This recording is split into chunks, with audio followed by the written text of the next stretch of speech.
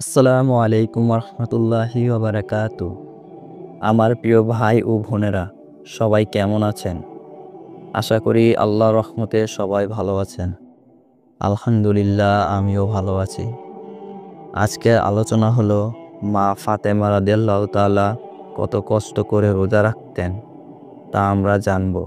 হযরত ফাতেমা রাদিয়াল্লাহু তাআলা ছিলেন বিশ্বনবী হযরত মুহাম্মদ সাল্লাল্লাহু আলাইহি সাল্লাম এর কন্যা এবং ইসলামের ইতিহাসে অন্যতম মহিষী নারী।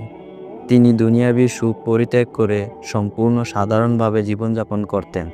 হযরত ফাতেমা রাদিয়াল্লাহু তাআলা অত্যন্ত তাকওয়াপূর্ণ জীবনযাপন করতেন এবং আল্লাহর সন্তুষ্টির জন্য সব ধরনের কষ্ট হাসিমুখে সহ্য করতেন। তিনি দীর্ঘ সময় রোজা রাখতেন এবং ইফতারের অনেক সময় নিজে না খেয়ে গরিব দুঃখীদের খাওয়াতেন। হাদিসে এসেছে, একবার তিনি 3 দিন একটানা রোজা রেখেছিলেন।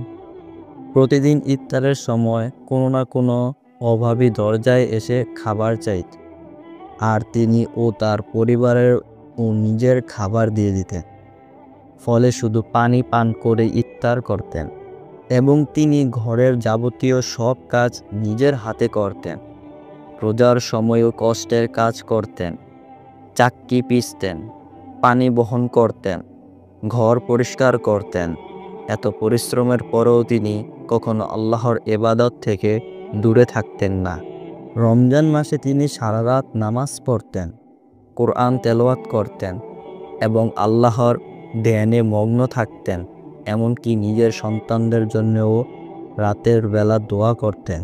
হযরত ফাতেমা রাদিয়াল্লাহু তাআলা কখনো কোনো কষ্টের জন্য অভিযোগ করতেন না, বরং আল্লাহর সন্তুষ্টির জন্য তিনি সবকিছু হাসিমুখে সহ্য করতেন। এই কারণে তিনি জান্নাতে নারীদের নেত্রী উপাধি লাভ করেছেন। এই ত্যাগ ও আত্মনিবেদন আমাদের শেখায় আল্লাহর সন্তুষ্টির জন্য ধৈর্য ধরে ইবাদত করা এবং কষ্ট সহ্য করাও এক ধরনের মহান ইবাদত।